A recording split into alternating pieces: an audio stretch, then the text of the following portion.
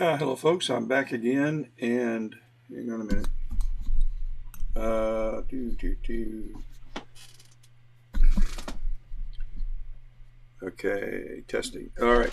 I am back again, and that's still not right. Testing. Oh, should have done that before. Okay, now I'm back again, and I'm back where I left off this morning. I'm imaging the sun. Daggone. Let's see. There we go.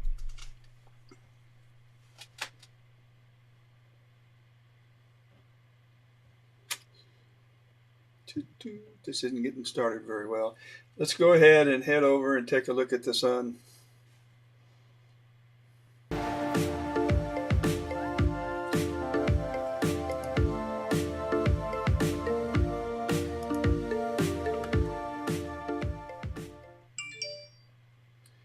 All right. Um, the clouds are still high in the sky, and they're thin cirrus kind of layered clouds, and they come and go, but the scene has improved. So I thought I would head back and show you what I'm looking at. I've actually been working on the sun uh,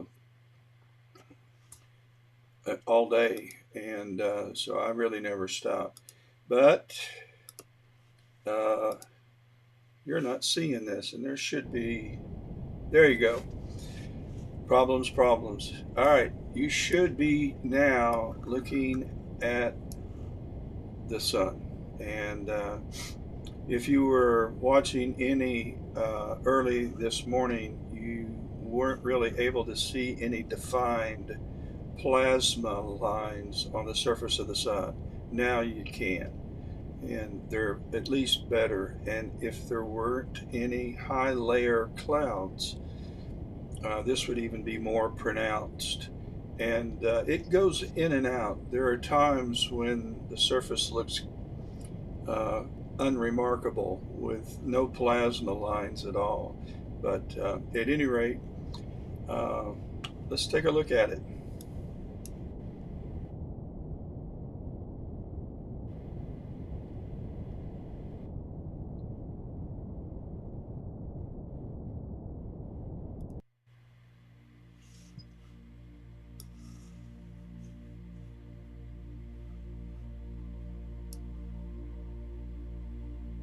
By the way, if you make any comments on the Facebook channel, I won't see those. I have forgot to set that up. The only comments I'm going to see are the ones on the YouTube channel. And so you might want to, if you're interested in spending an hour looking and watching the sun and its activity, you might want to head over to the Night Sky Imaging YouTube channel and go to the live option. And if you want to make any comments, entirely up to you. Tell you what I will do. Let me just put Facebook on my iPhone. And for the record, I'm not even sure I'm simulcasting, so I'm not sure this is even on Facebook. Let me check. Yep. Okay.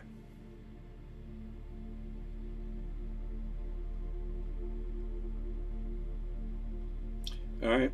We are. Yeah, I think I can see the comments now. Try to remember to look over. So if you have any questions, and just post them, and if I don't have the answer, we'll head over and look them up, and we'll find the answers.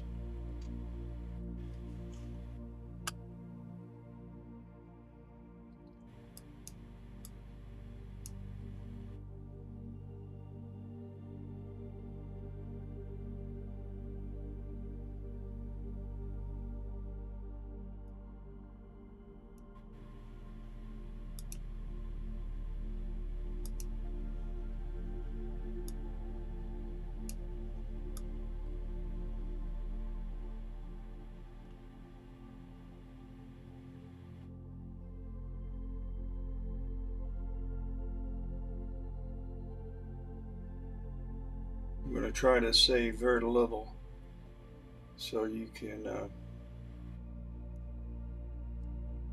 These are sunspots, these are filaments, and these lines are. You can't really see any movement, but if I did a time lapse, you would see this plasma kind of boiling and moving along. There's a lot of movement on the surface of the sun. And when I go around the sun from time to time, I overexpose the sun because I have to do that to see if there's any prominences, solar flares jetting off of the rim of the sun. So, for example, I'm going to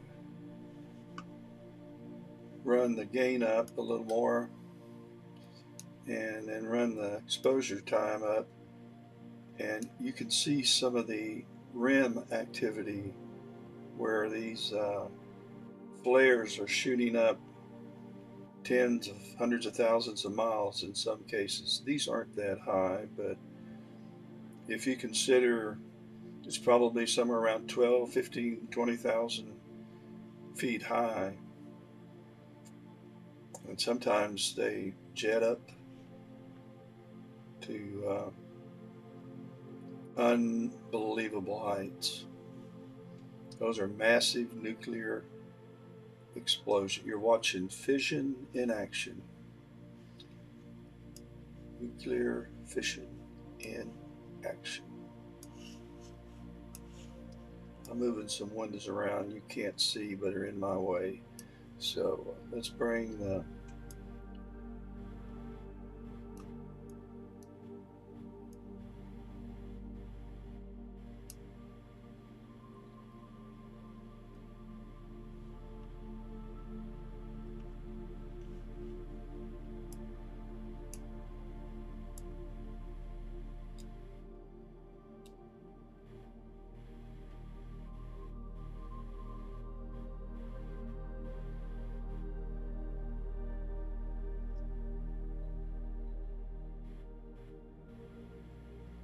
By the way, I will be live again tonight if the clouds allow. Imaging. I think I'm going to add some more data to the Rosette Nebula.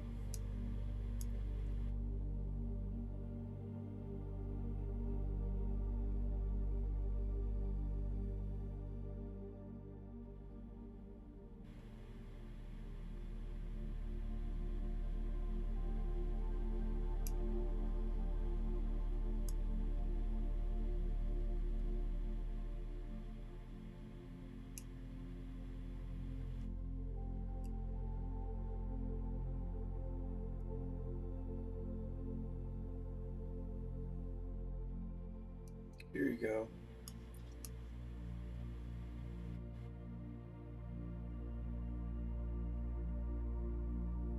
This is, let's see, 12, 24, 36. That's about 50,000 miles high, I'm guessing. I'm going by the size of the Earth. I know the Earth looks about like this, and at its widest, it's about 12,000 miles in diameter. So 12, 24, 36, 48. You could fit 1 million Earth-sized planets inside the sun.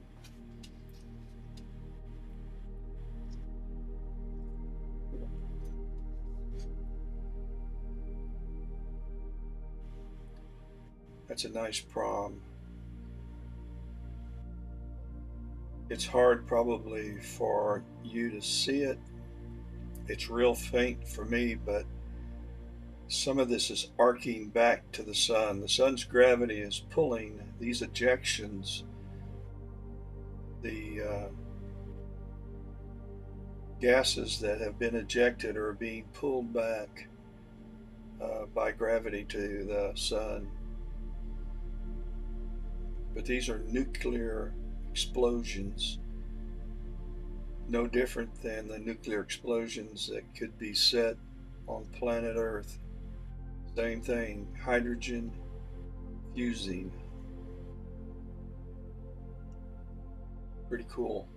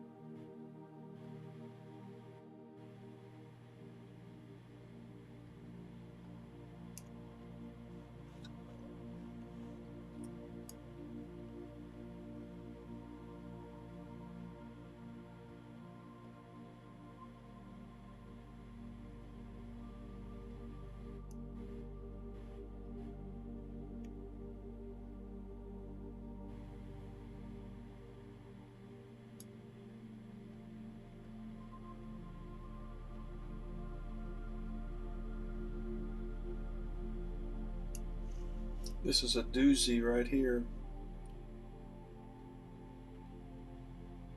Yeah, boy. Thank you for the thumbs up.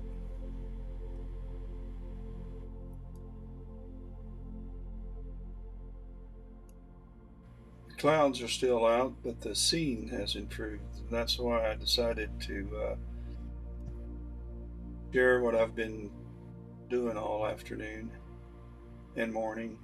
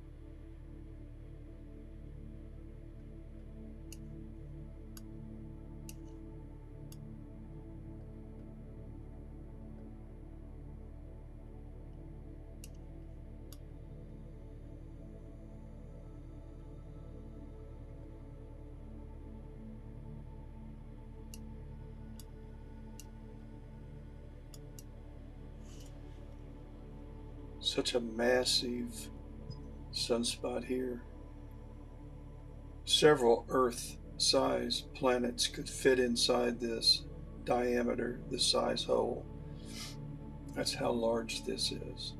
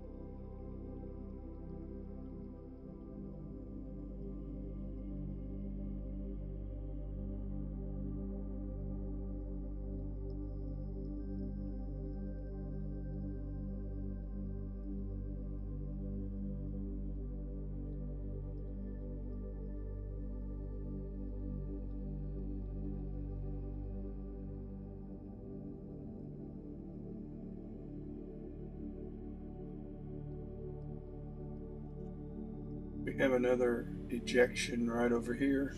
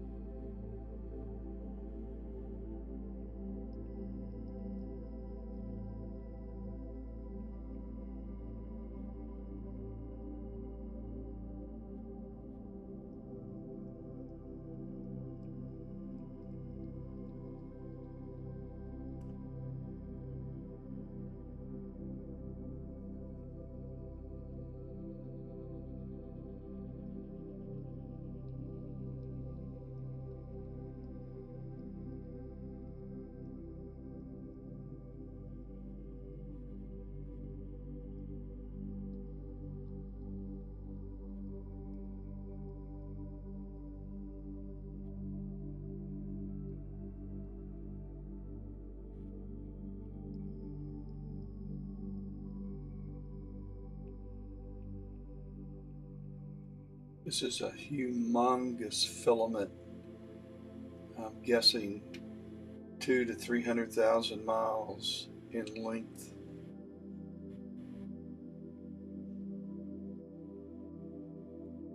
We are close to the solar maximum, and that's a period that happens every 11 years in the sun cycle, where activity on the surface of the sun, we see it on the surface, is at its highest.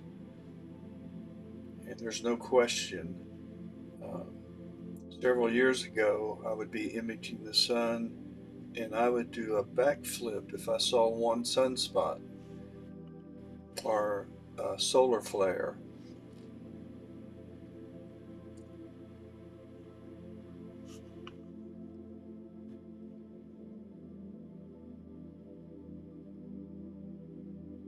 So we'll have a year or two of this, and then it'll start settling down if it repeats itself. And it's been doing this for a long, long time.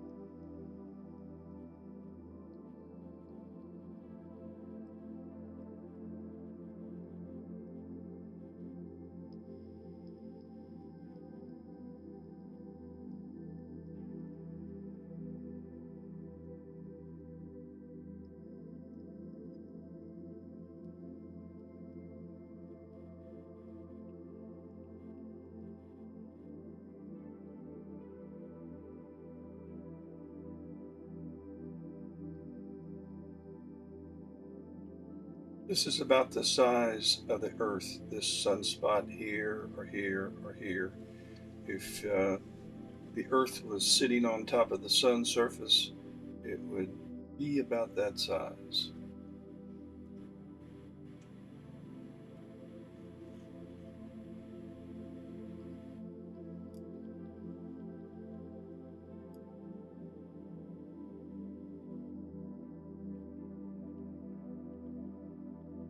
A little activity down here, not much though.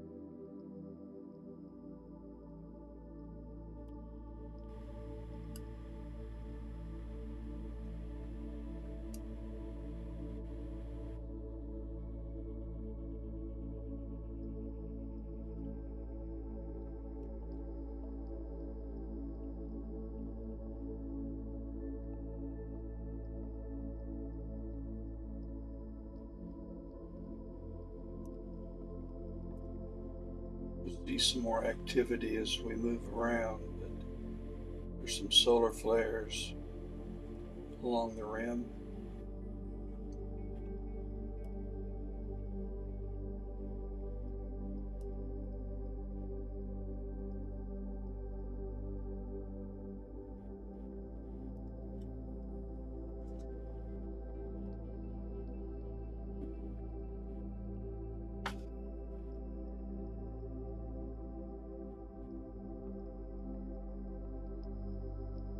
Our sun will flame out in about 4 billion years.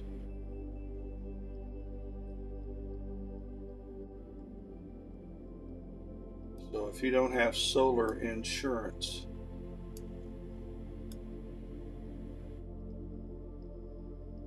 you may want to give it some consideration.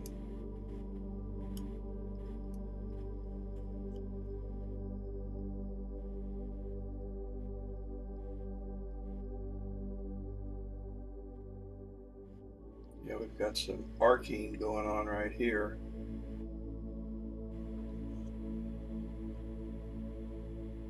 Solar ejections that arc back to the sun.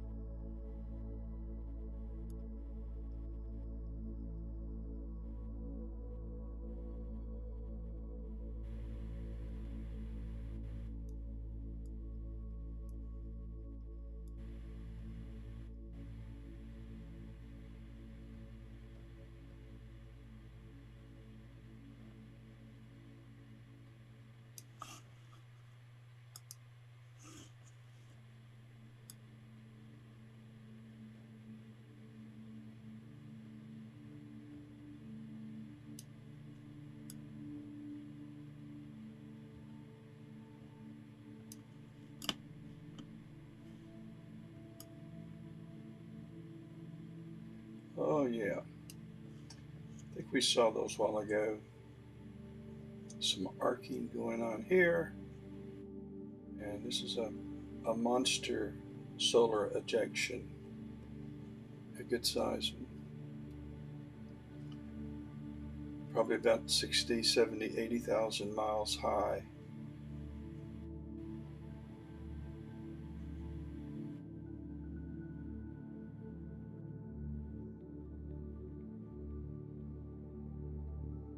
You get your nuclear bomb fix for the day.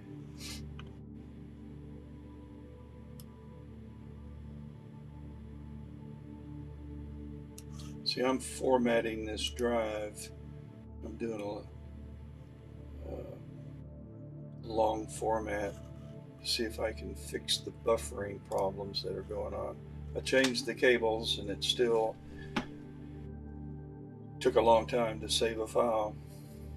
That's why I'm not taking any images.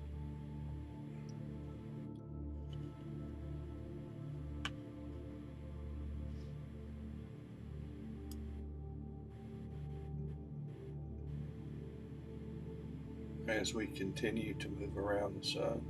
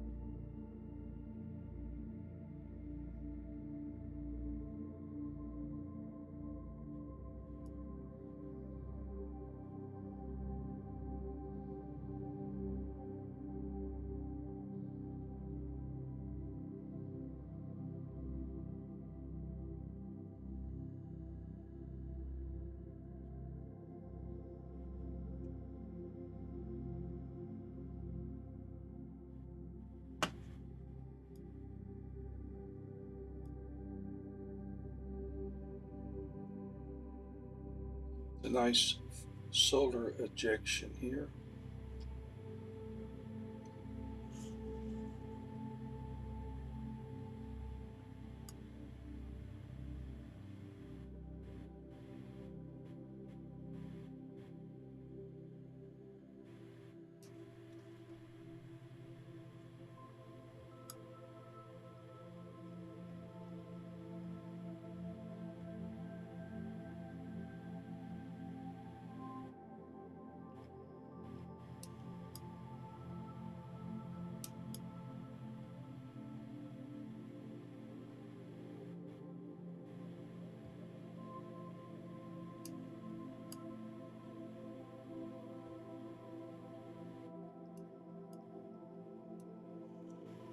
Solar filaments streaking across the surface of the plasma. More spots. Gravity at work.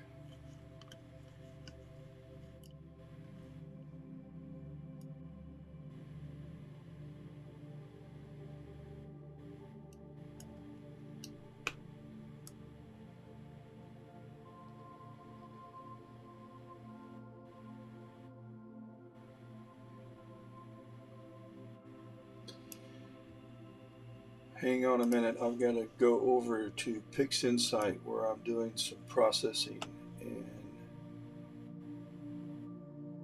when it gets finishing registering, these are pictures I took last night of the Rosette Nebula. Out of 100 subs, I only kept 61, so I got rid of 40% of them.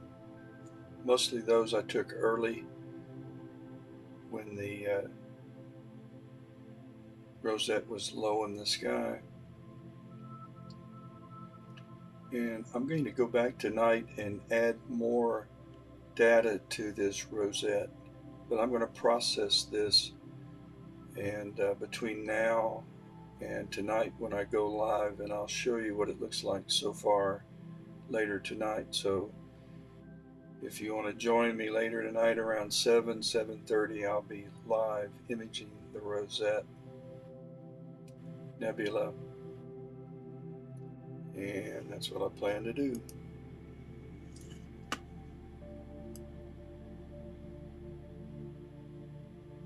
I did not get up and image Comet 2022 ZTF E3 ZTF as planned. I slept straight through it.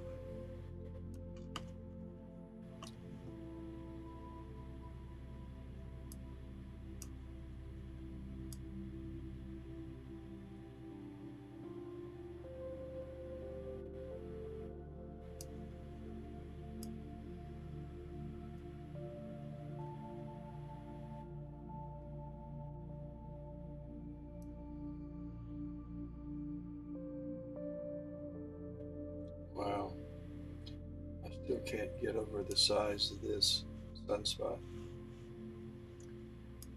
It's just massive.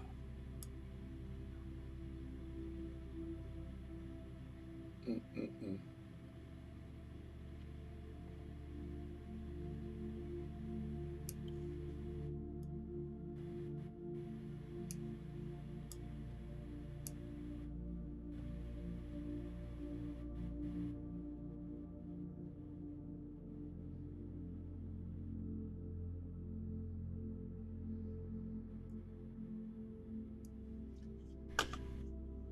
I think I have some sounds of the sun.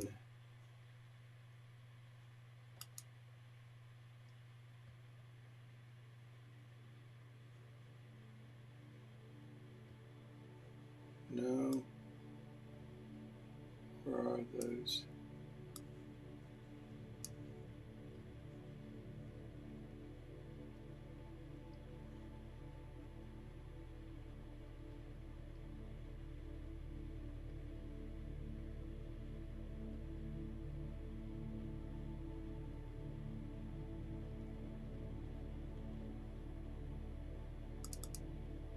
This is it.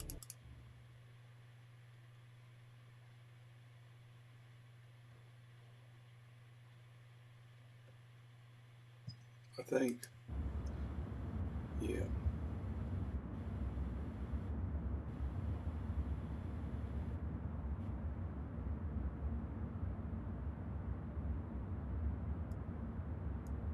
So if you could mic the sun and pick up the radio waves, this might be what you would hear. It's kind of static like.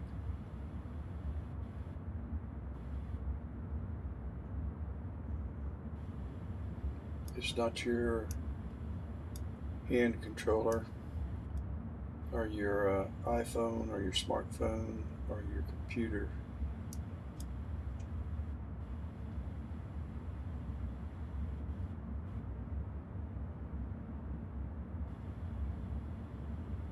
Sound to the sun.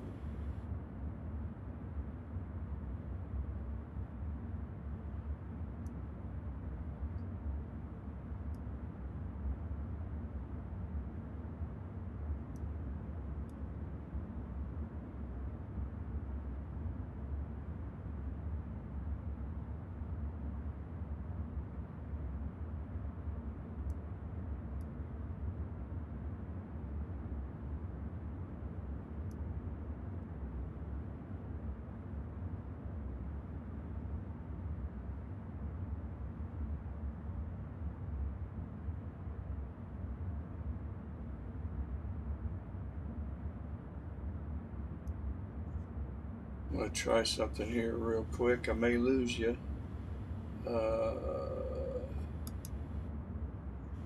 No. Yep.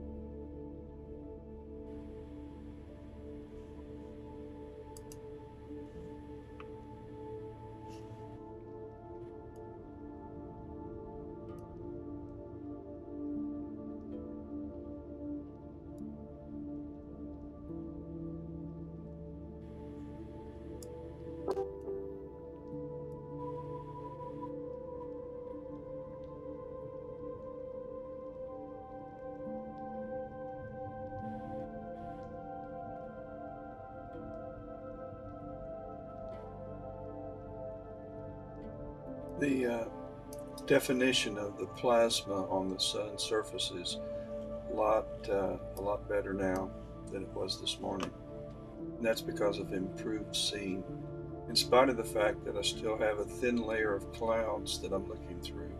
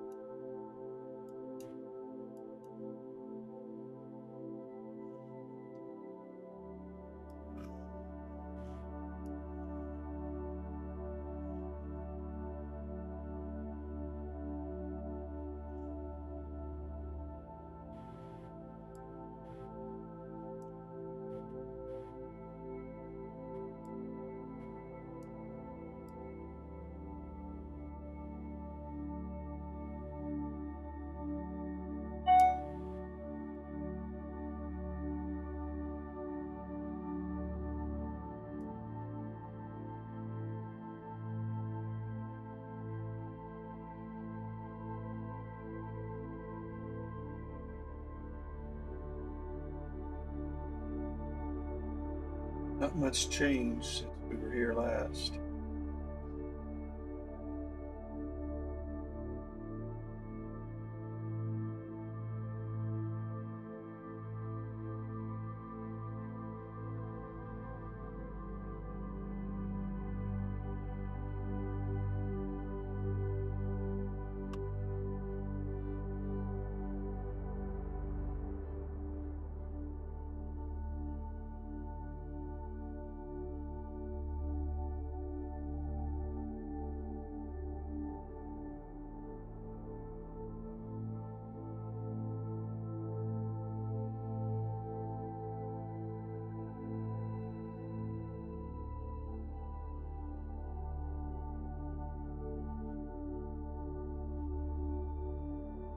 The reason this is all shadowed up here is I have a tilt adapter on my optical train to keep from having Newton rings, which is a banding that shows up on the your image if you don't have the tilt adapter. But it also creates this vignette, and there's nothing I can do about it. I can either have Newton rings or that vignetting. When I take flat frames, though, I get rid of it.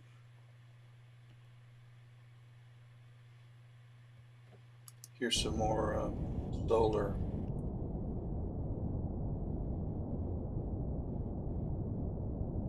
noise.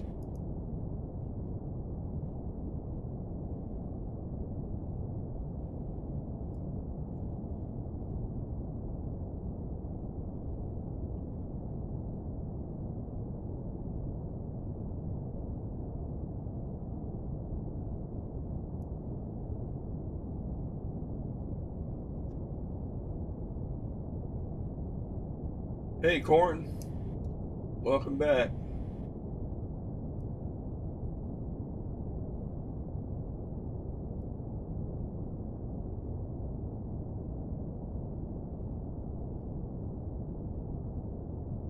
I've been just kind of checking the sun out all day today. I imaged a little bit this morning, but I have a thin layer of clouds outside and it's creating a mess. How's the UK doing? Let's see, you are, it's about 9 o'clock in the UK, right? In London? Going on 9 o'clock now?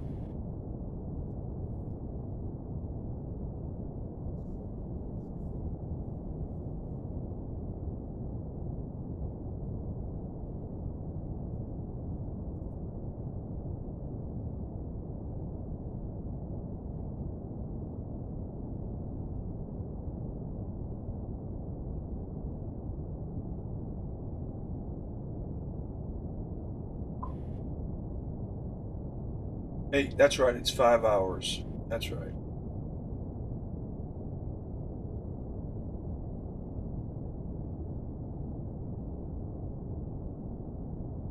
How are your skies in London besides Sky Bartle 8 and 9? Are they clear, or do you have the London overcast?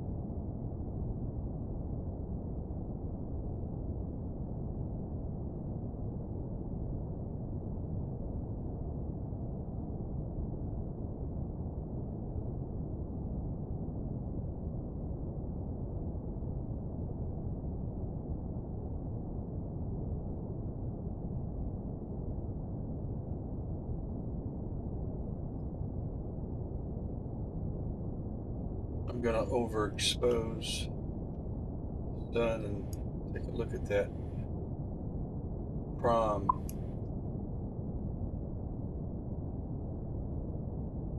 Yeah, that's what we've got here, some high clouds. Got a nice solar mass ejection right here, and it's arcing, it's starting to arc back towards the sun.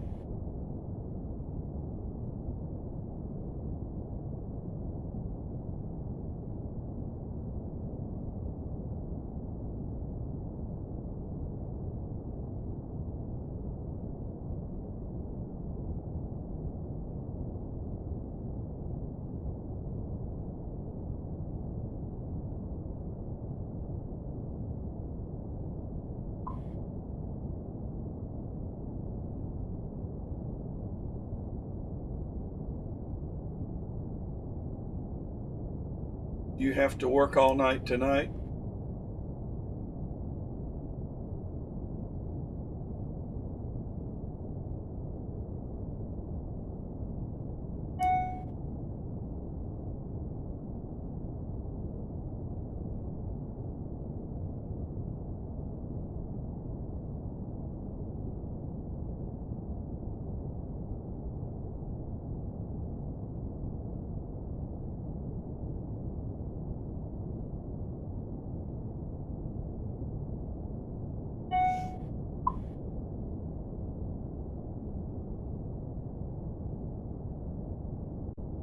Good.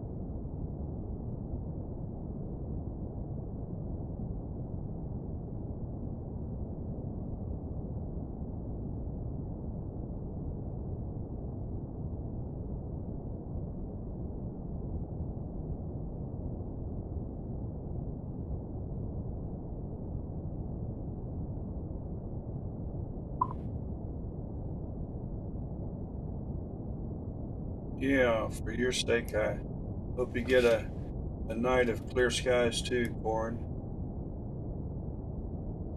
I know how precious they are.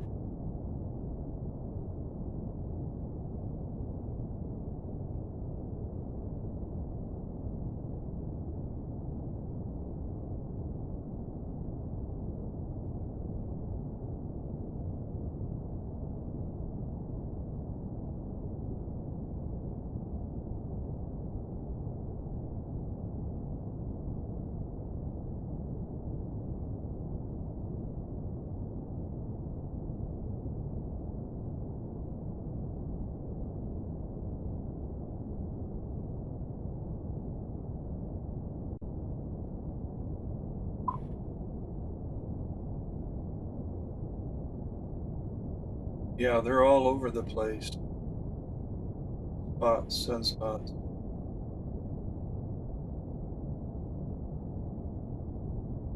Here's coming on a mess of them right now.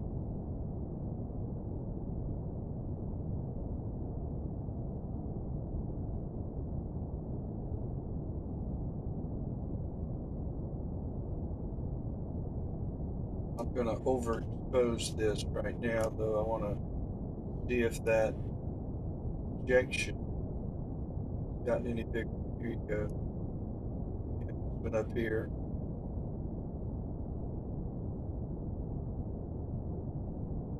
It's a good size.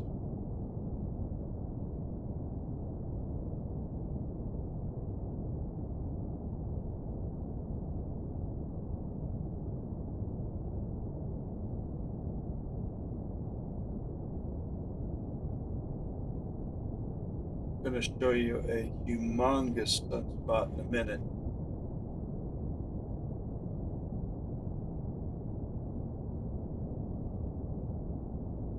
These are huge. This one, this one, this one. This one coming up is a monster. No, that's not the one.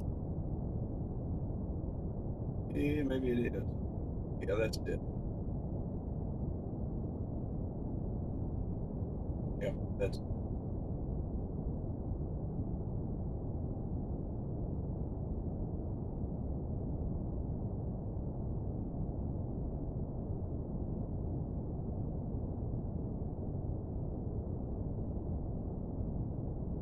Now there are a mess of them in this region. Got 1, 4, 5, 6, 7, 8, 9, 10, 11, 12, 13, 14, 17, 19.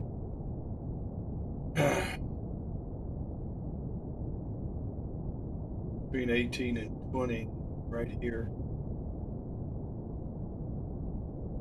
The nice filaments, solar flaring going on.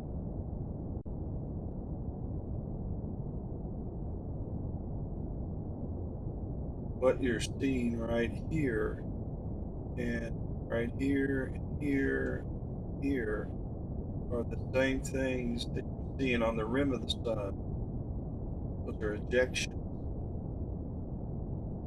or so I've been told.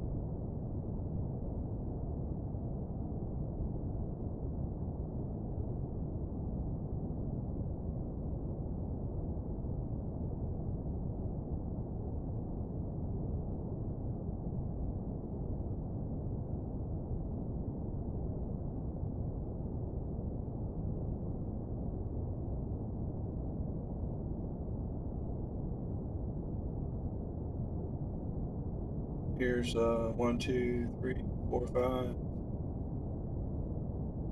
6 more. Let's see if there's another solar flare on the rim we can see. But this solar flare you see on the rim is no different than these that you see in here. The angle is that it's more towards us, straight out.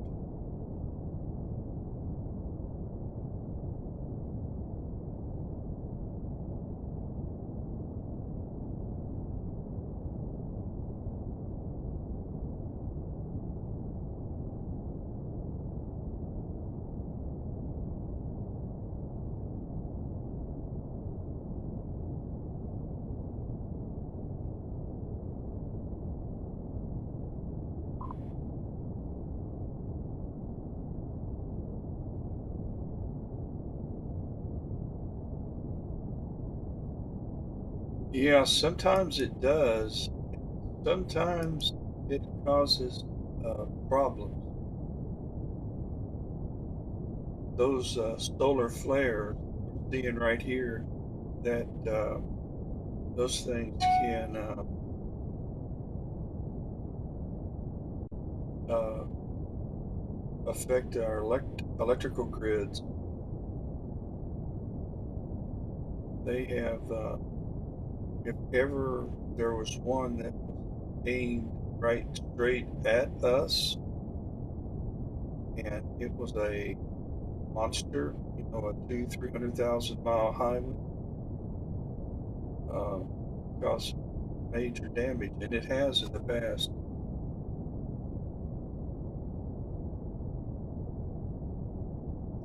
But they have gotten close.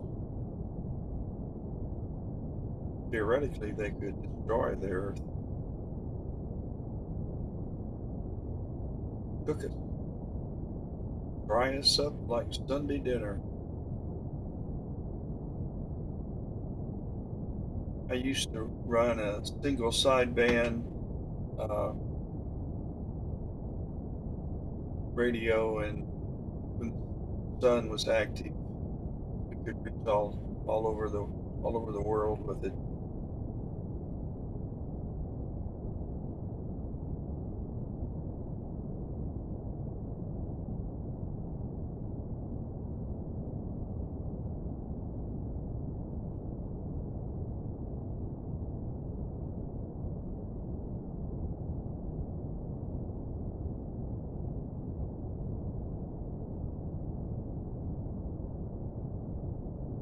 And this filament right here is 200,000 to 300,000 miles long.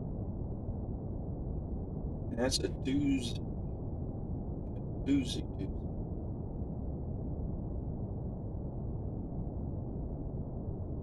Oh, let me go back to PixInsight.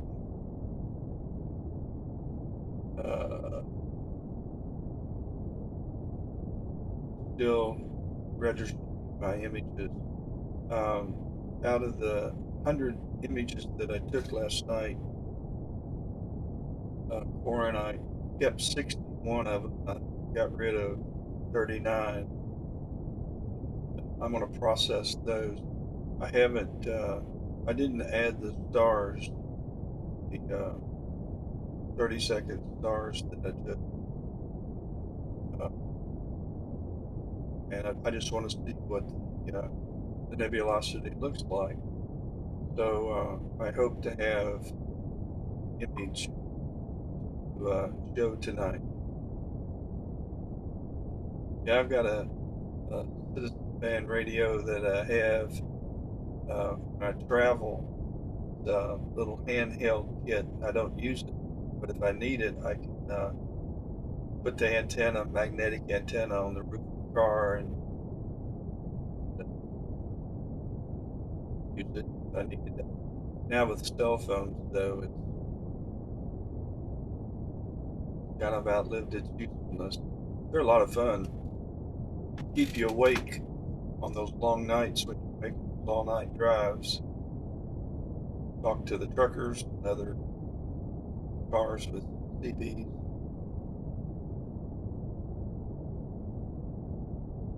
Okay, as soon as this thing gets down to normalization, it's going to ask me to pick the best reference frames for normalization, so I'll have to come back and do that. Go back to our sun.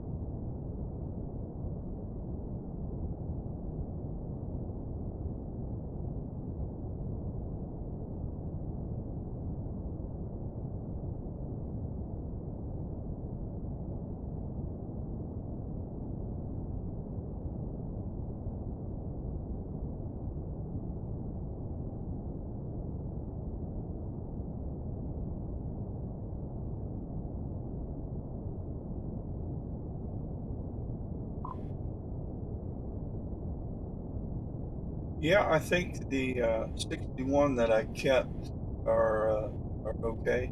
And I'm going to go back and image it again tonight. I'd like to get 7 hours of the rosette. And so I almost cut half of it out. So I'm looking at about 4 hours that I kept.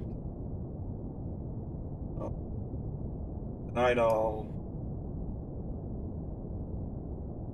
add another, I may add it, if it clouds are good to me, I may just image it, get another 7, or get 7 hours, and hopefully be able to keep about 5 and add it to the 4 and have 9 hours of collective imaging.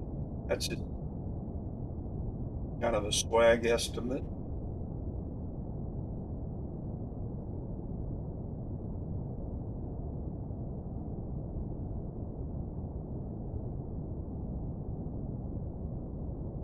See if there's any surface rim activity here.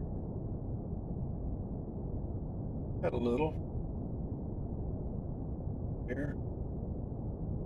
What's going on there? Because not much. A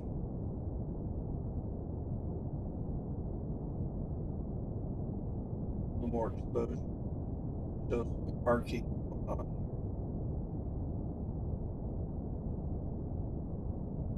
Some down here.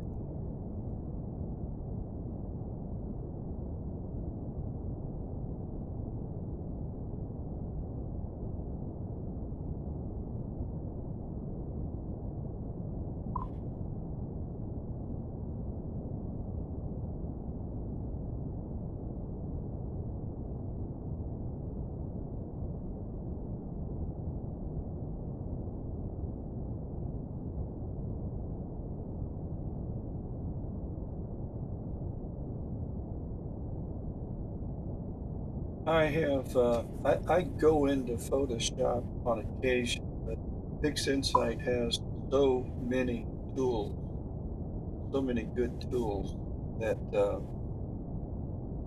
I really don't need Photoshop anymore. I can do selective color adjustments in Photoshop is a lot easier than masking in PixInsight, but you can still do everything in PixInsight. But if I have to do selective color or selective structure adjustment, then I go into Photoshop to do that. Do that with the starless image.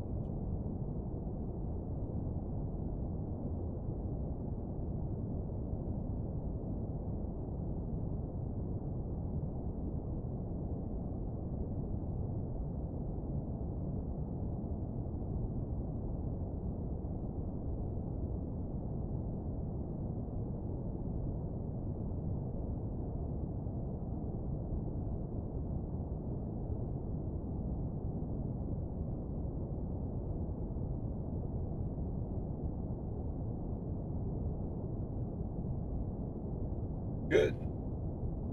You'll have to send me a copy of that. Oh, I've got to send some of this Rosette data to the kid. Wanted to process it. I needed to get his like a good Dropbox. Now here's well-defined. It hadn't gone away yet. A well-defined coronal mass ejection right there. Pretty good. That would be easy to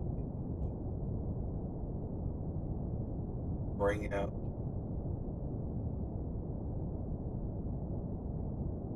It make a decent time lapse because it's already had change that happened just during my last hour and a half of watching. PixInsight is right for astrophotography. There would be no reason for anything other than astrophotography. It's got a lot of horsepower though. It's like Photoshop. I've been a Photoshop user since the mid-90s. Uh, I'm a photographer, so Photoshop is kind of my second language. My wife would say it's my first. And Lightroom has just evolved into a real complete photography tool for processing. A lot of the sport images I take, I don't go into Photoshop. There is no need. I do everything, fix like do a batch, do everything on a batch basis. Process one image, copy, batch, apply it, all of them. You can do that as long as the lights don't change.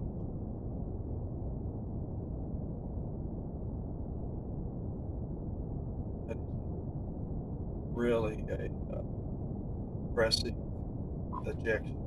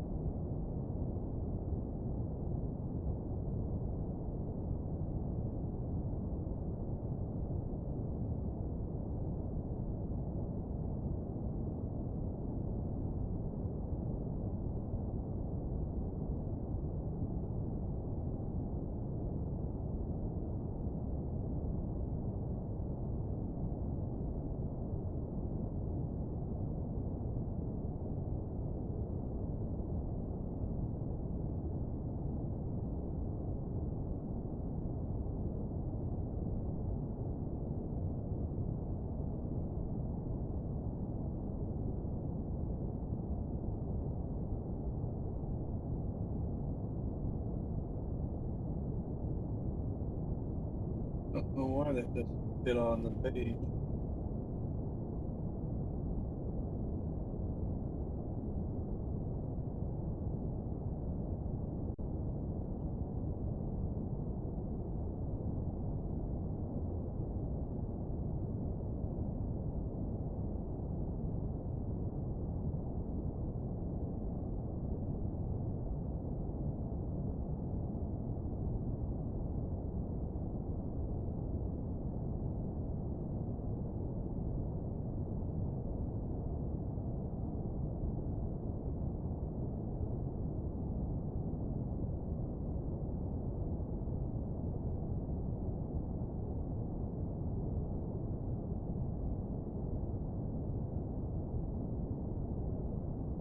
Let me go check Pixed Insight again.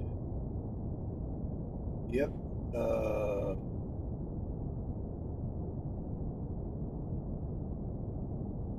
Oh, it already ran the normalization, so it didn't need my help. Good. So all 61 images that I kept passed muster, had no rejection. And, running local normalization, that'll take about 40 minutes. Integration will take another 30 or 40 minutes. Drizzle will take another 30 or 40 minutes. So it'll be around, it'll be getting close to 5:30 or 6 before it's done. The reason it takes so long is that I'm using the ASI 183 color camera, and it is an enormous picture, enormous image size. So it's a huge image. It just takes it a while to process. Plus, I'm drizzling the image.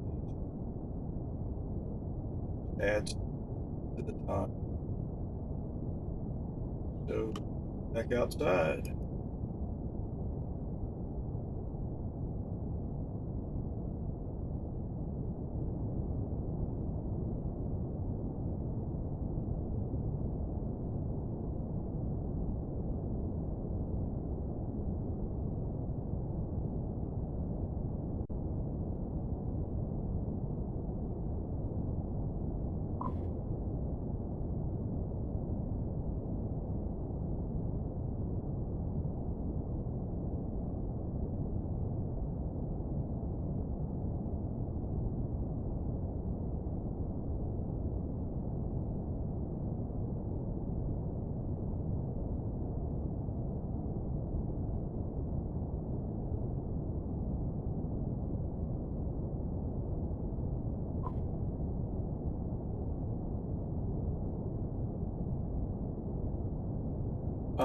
It's the it's the soundtrack of the sun that I got off the NASA website.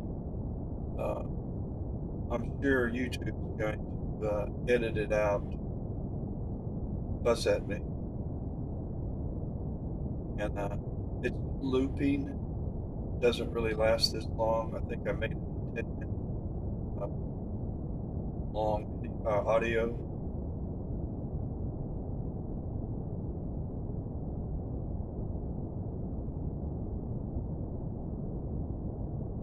I use my streaming software, which is Ecamm Live.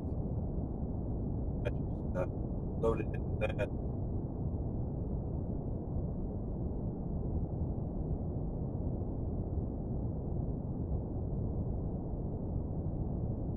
Sound for the music reminds me of quite enjoy. Let me enjoy the image.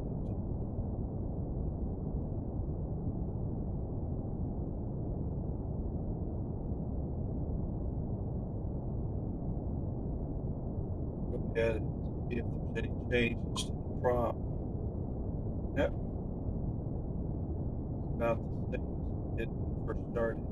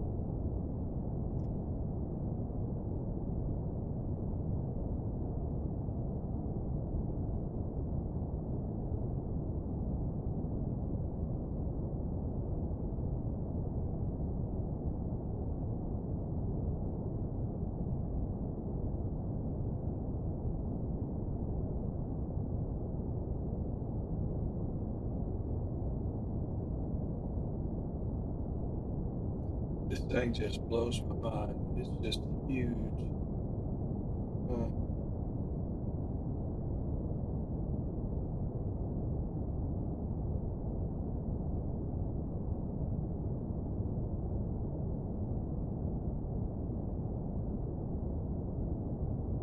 Hey, Patrick.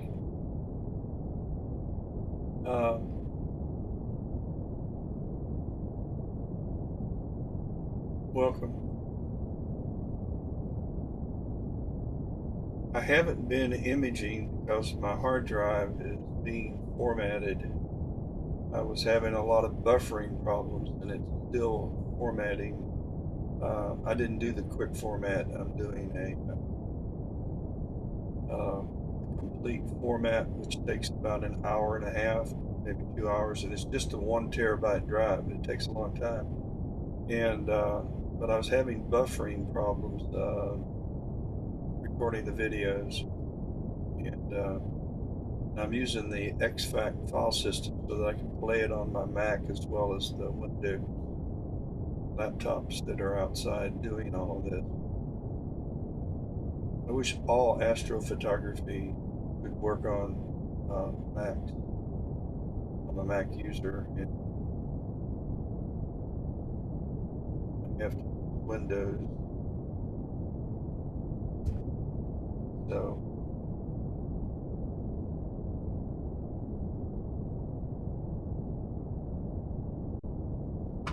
I picked up this computer. It's a Melee Quieter 2Q. It's a Quieter Quieter 2Q, and about the size of my palm. and I'm just going to Velcro it to the side of the telescope. I've got two of these, so they'll replace the laptops that I have outside. I've been loading software on them, and I'll attach these hard drives, which are real small. There's sitting in my hand, and I'll Velcro the computer to the drive, to the telescope, probably to the what is it? The risers that hold the rings that hold the telescope. But the risers are, I have pretty high risers on my OTAs, so I'll Velcro them on the side, and I'll Velcro the hard drive. And it has two HDMI ports. It has two USB-C ports. It has four USB 3 regular ports, and it has 128 gig SD hard drive, which will load all of my data. Well, I'm losing my mind. It'll load Sequence Generator Pro, PhD2, Cortez Distill, Moonlight Focuser Info, Pegasus Ultimate Powerbox Software, SharpCap.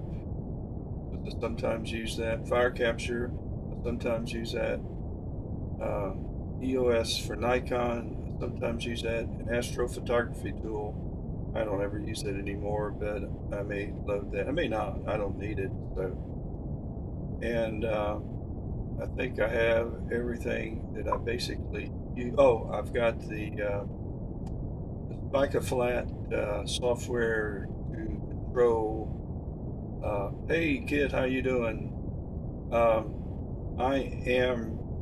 kept 61 of the 100 or so frames I took last night, and I'll take you over to PixInsight, and let's see, I'm running Drizzle. No, I'm not. I'm at local normalization right now. So hopefully, out of the 61 that I kept, when I blinked through them, I got rid of most of the ones I took the first hour, and I got rid of several that of the last ones that I took, because all of my cables were so cold.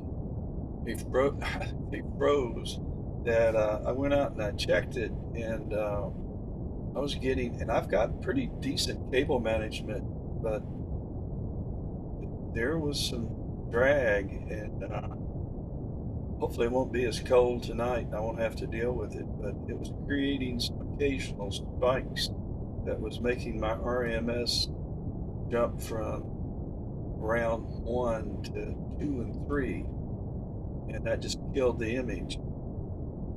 And so I went outside and tousled. This is close to 3 in the morning, and I tousled with the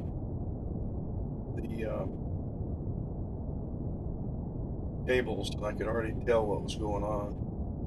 And I should go out and kind of secure those a little better, but I'm not. I said I'm not. I've got so much I need to do between now and tonight, but I plan to image again tonight. It looks like it might be okay for us here in South Carolina, kid. And I think I'm going to go back and add some more rosette. 61 I have. I really didn't think I would get rid of that many, but I did. So I think I'm going to go add another 7 hours. Maybe I can keep 4 or 5 of those hours. Have a total of 7 or 8 hours of rosette. See if I can do good justice. but I hope to finish this. Yeah, that's what I'm looking at. I hope to finish this rosette and at least this one right here, do a rough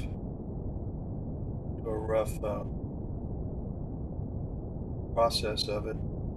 Show you guys what it looks like tonight when I go live. I plan to go live again tonight.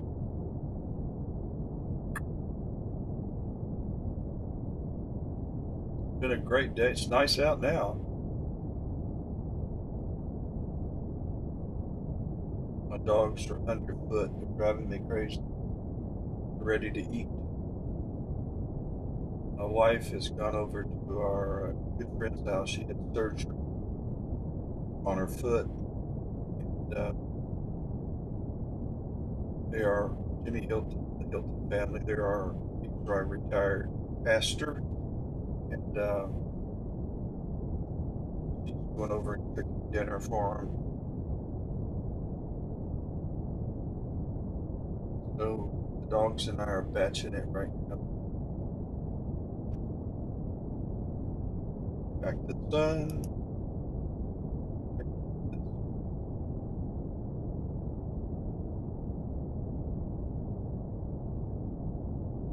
Yeah, check out the size of this sunspot and these sunspots right here. They're just insane. This one is as big as I've ever seen, I believe. I don't know that I've ever seen anything bigger than this. But you could fit 3 or 4 Earth-sized planets inside here. Probably room to spare. Thank you, Corin. Corin just sent me a photo, and it's probably on Messenger, so hang on. Go out, and here's Corin. How'd you send it? Did you use Messenger?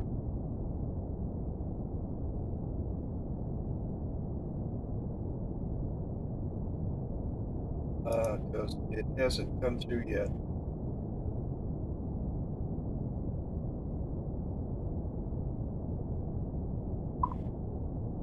Okay, well, they'll come through right here. Although I think Facebook must be, it isn't even responding. Huh.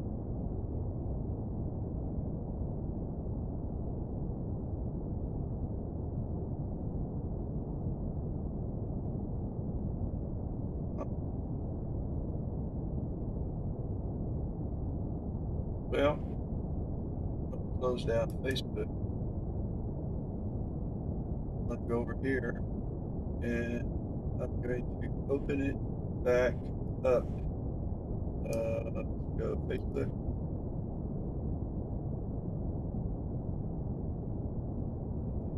Go up to Messenger.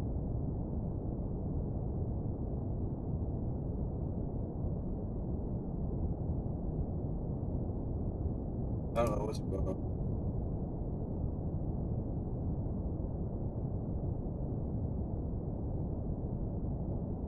Okay, send a photo. You don't mind if I show this photo, do you? I'm gonna do it anyway. Okay, here's Corin's photo of the rosette. Yeah, awesome. Corin, I'm gonna come back to you. You didn't mind me showing this, did you? This is by Corin Lewis.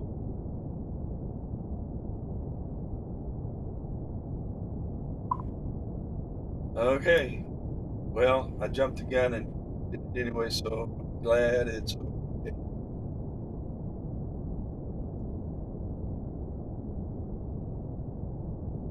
Righty, back outside to our sun.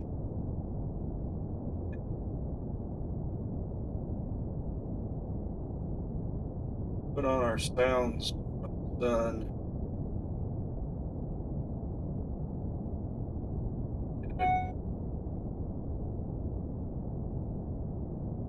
They are on.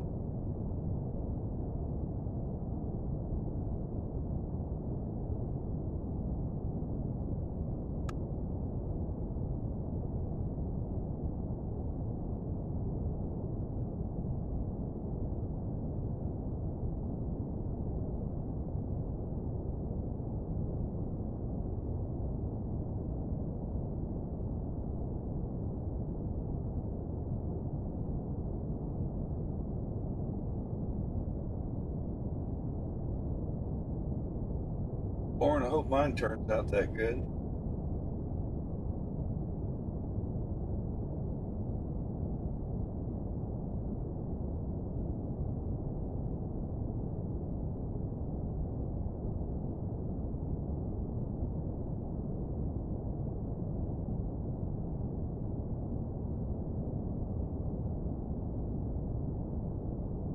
Kid, I was telling you, as soon as I get all the data I'm going to take of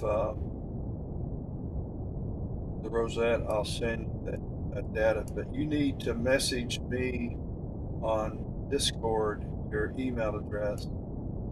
I may have it. I don't know if I may have it, but just be on the safe side. Then I'll put those images in Dropbox and send them.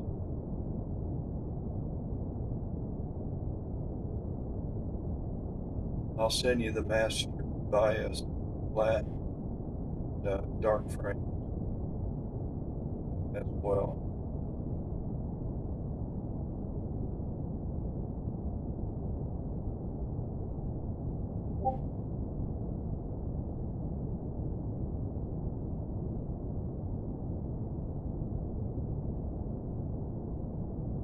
Yeah, you did a good job on it, Warren.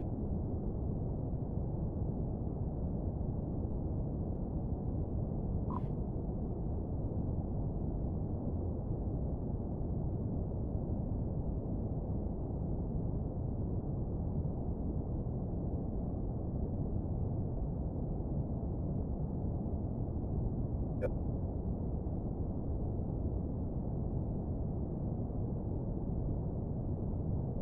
The scene's gotten better, and that's kind of why we're able to focus better. The sky has still some thin clouds. Go outside and take a look and see how maybe they've improved.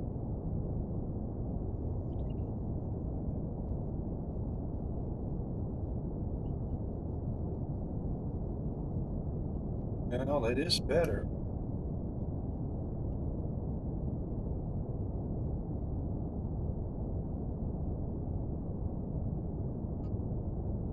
Yeah, it is better. Got a lot of jets.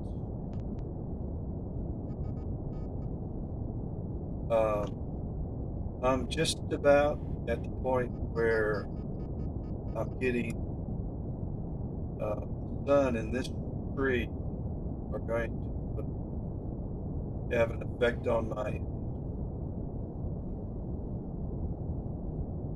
So it's about time to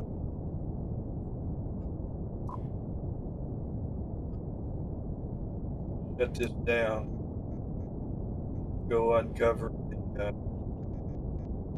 map.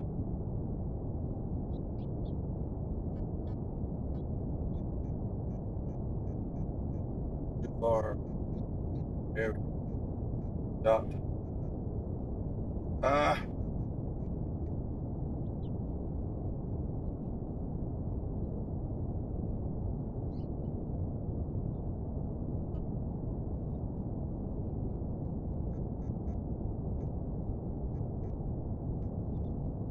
Okay. That's the Rasa underneath the tower.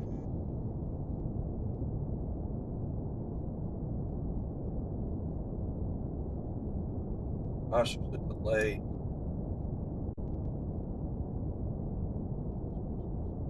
This is the solar kit that I'm using.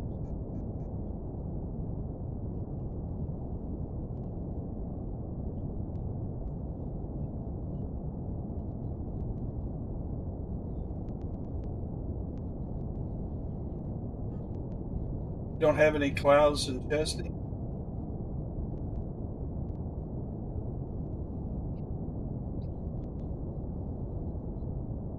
This is the Solar Scout. It's a solar scope. Down here is the Astrotech 65 EDQ. It's a quad. Makes a great solar scope. And then I have a Quark Chromosphere, a Starzona tilt adapter, and ASI 174. This is the SI 1600. camera, tilt adapter, and oscilloscope.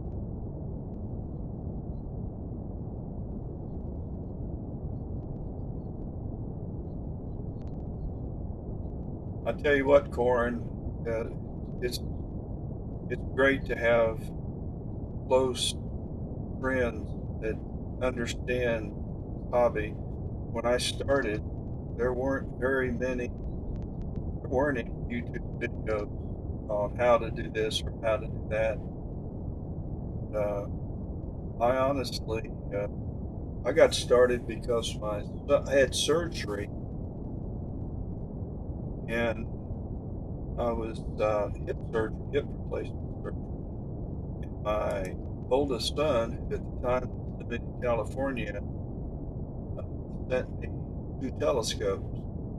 One was the fixed refractor ED81S, and the other was a 12-inch Smith Cassegrain, both Vixen, uh, and mounts for both of them. Had a heavy-duty mount for the Vixen 260L. I had another mount. He sent me enough gear to get started, and I was doing photography then anyway, but I had never considered uh, shooting up. I shot horizontal, not vertical. So I didn't do anything with it for a while, and I was rehabbing at home, and I decided to. And by the way, we downsized 6 years ago and got a much smaller home due to health reasons, mostly arthritic. It was harder for my wife to go up and down the steps. So we were looking for a single level home, much smaller to take care of than what we were living in, which was close to 4,000 square feet, upstairs, downstairs. And for two people, all of our kids were gone. We did have grandkids come over and swim in the pool, jump in the hot tub, but they were getting older and their trips to do that were fewer and fewer. So there's a lot of upkeep, and I was doing it mostly, uh, at all. We decided to sell and downsize. But the other house that we used to live in had very few views of the sky because of all the trees around. So I drug the Vixen ED81S refractor outside and put it on the mount. I didn't know what I was doing. I didn't read the instructions. And I just managed to get the clutches disengaged. And I put the mount. He had several eyepieces, Vixen eyepieces that he set. I managed to get it all connected and focused. And I was looking at the moon and I was just dumbstruck. I went and got my wife. I said, "You will not believe what I'm looking at." She came out and she says, "I see nothing." I said, "You got to see." And I looked through it and I saw nothing. And that's when I realized you have to track. Uh, and no sooner than I would move and get the moon in view, and I'd say, "Okay, look now." It was moving out of the view. So I got the instructions, started reading on how to run Vixen mount. Uh, then I had to figure out how to connect the Nikon camera to the telescope without using duct tape. There weren't many companies selling this stuff. So going back to 2000, 2009, in that time, kind of got started in. So I got started. So I had nobody to talk to. And had I not had experience with Photoshop, I would have known what to do with the images that I was taking. and I stacked them and blended them myself in Photoshop. Discovered Deep Sky Stacker. Used that in Craig Stark's Nebulosity. That was my imaging software for a long time. I got the backyard for Canon, backyard EOS. I got that from Nikon, such as Nikon cameras.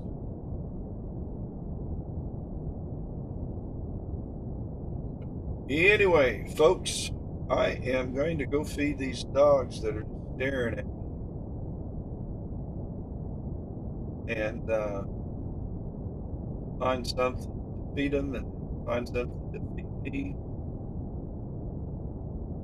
and process this image of Rosette working behind the scenes. Shower, clean up, and get ready for a night of imaging. I'll see you guys later tonight. If you have nothing else to do, jump on board, hang with us.